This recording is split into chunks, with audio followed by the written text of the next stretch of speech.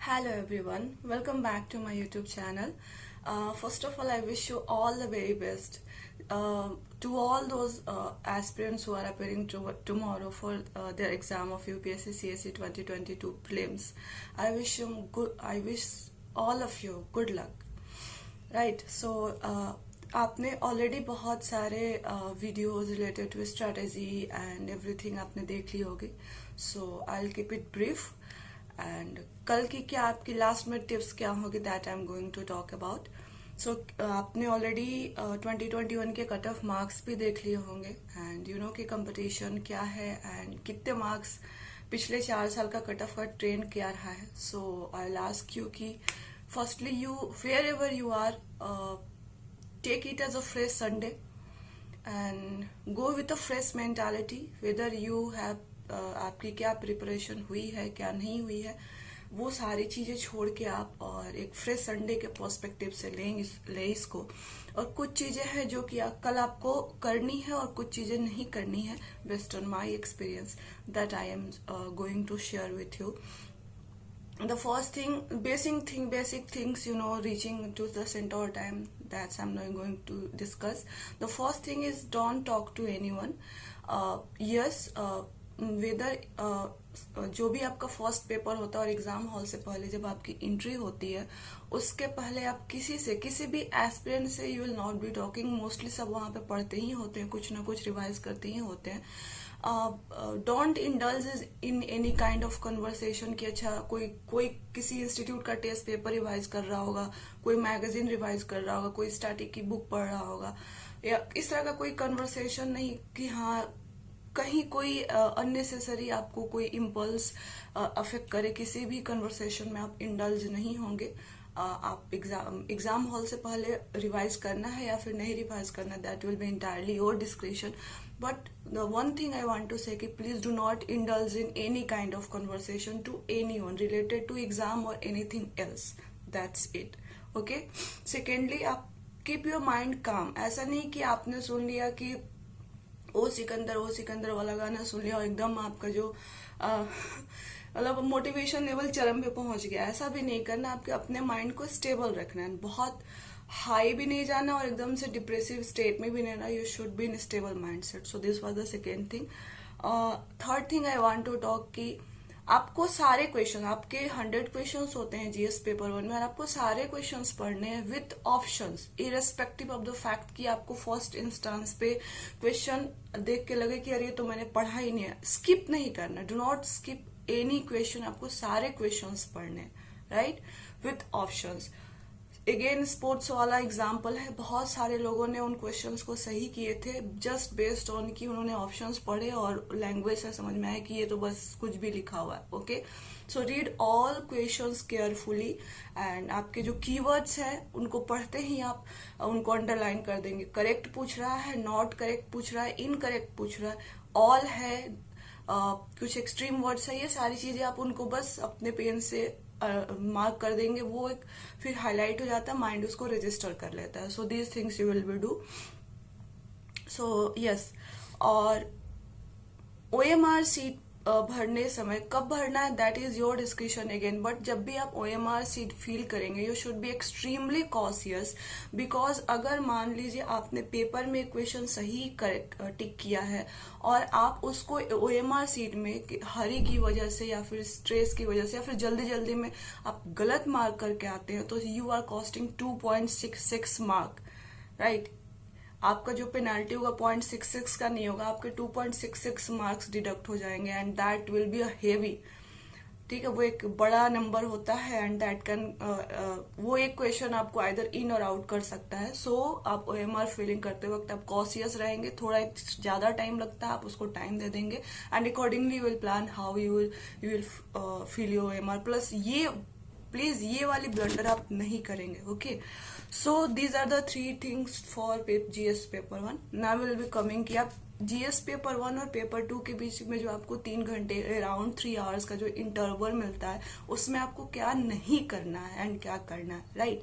Friends, firstly you should understand that your exam is composed of 2 papers, GS paper 1 and GS paper 2. Right कुछ लोग ऐसे होते हैं जिनका जीएस पेपर 1 काफी अच्छा चला जाता है और वो एक्साइटमेंट में जीएस पेपर 2 खराब करते हैं, और कुछ लोग ऐसे होते हैं कि उनके हिसाब से उनका पेपर खराब जाता है और फिर वो डिप्रेशन में जीएस पेपर 2 खराब करते हैं और बाहर आते हैं और फिर कट ऑफ देखते हैं और माथा पीटते हैं। तो आपको ऐसा नहीं करना है, इरिस्पेक्टिव ऑफ द फैक्ट कि आपका पेपर 1 अच्छा जाए या फिर मॉडरेट जाए या फिर खराब जाए, आपको अपने आप को बैलेंस करके रखना है कि आपका एक और पेपर बाकी है। And you should always keep this in mind कि आपका एग्जाम 2 पेपर का है। भले ही जीएस पेपर 2 से आपकी मेरिट नहीं बनती है, but you need to qualify that paper, right. So during those 3 hours of interval, हालांकि 11:30 में वो एंट्री, सॉरी 1:30 बजे के आसपास वो एंट्री अलाउ कर देते हैं, तो उन इंटरवल में आपको क्या नहीं करना है, right. Firstly again do not indulge in cut off prediction. बहुत सारे ऐसे लोग होते हैं कि जीएस पेपर 1 के एग्जाम के बाद ही कट ऑफ प्रेडिक्शन होने लगता है, और आई एम टेलिंग दिस कि ये सिर्फ ऐसे नहीं, ये मैंने भी कई बार देखा है, सेंटर पे ऐसा होता है। People will come out of the exam कि अच्छा कितने बच्चे एब्सेंट थे, क्वेश्चन कैसा था, और उसके बेसिस पे कट ऑफ प्रोडक्शन होने लगता है। किसी फलाने टेस्ट सीरीज के टेस्ट नंबर फलाने से ये क्वेश्चन आया था, उस पर डिस्कशन होने लगता है। फिर हमें लगता है कि यार हमने तो मिस कर दिया वो टेस्ट, और हम बड़ा ही बुरा फील करने लगते हैं अपने बारे में। So do not indulge, neither आपको कट ऑफ प्रोडक्शन के बारे में बात करनी है, किस क्वेश्चन से, किस टेस्ट से, किस मैगजीन से, किस इंस्टीट्यूट से, कौन से बुक से कौन सा क्वेश्चन आया था, इसमें भी आपको इंडल्ज नहीं होना है। यस, ये सारी चीजें आपको नहीं करनी। यू शुड अपने आप को हाइड्रेटेड रखना है। ब्रेक में आप एक लाइट लंच लेंगे, हाइड्रेटेड रखेंगे, और ये सारी चीजों में आप इंडल्ज नहीं होंगे। ओके, आप किसी, again you are not going to talk to anyone, you are not going. आप जनरली लोग जीएस पेपर 1 के बाद अपने दोस्तों को फोन कर लेते हैं, या फिर उनके दोस्तों का फोन आ जाता है कि हाँ भैया क्या स्टेटस है एग्जाम का, एज इफ की एग्जाम खत्म हो गया। No, irrespective, again I am repeating, irrespective of the fact कि आपका एग्जाम जीएस पेपर 1 कैसा हुआ है, you are not going to indulge in any kind of this activities, because आपका अभी एग्जाम कंप्लीट नहीं हुआ। Your exam is composed of 2 paper, always remember this. And यही अप्रोच है जो कि सीसेट में लोगों को हैम्पर करती है, राइट।